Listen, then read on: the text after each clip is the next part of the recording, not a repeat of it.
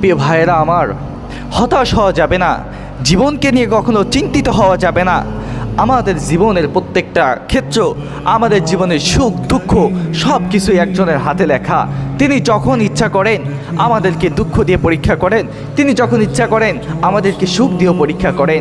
সুতরাং আল্লাহ বুঝাতে চান, বান্দা তোমার সুখের সময় আমি আল্লাহকে ভুলে যেও না, দুঃখের সময়ও আমি আল্লাহকে ভুলে যেও না।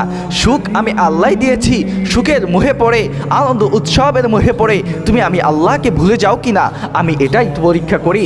তুমি দুঃখের মধ্যে আছো, এই দুঃখের মধ্যে থেকে দেখি তুমি আমি আল্লাহকে স্মরণ করো কি না, তুমি আমি আল্লাহকে একটু স্মরণ করো কি না।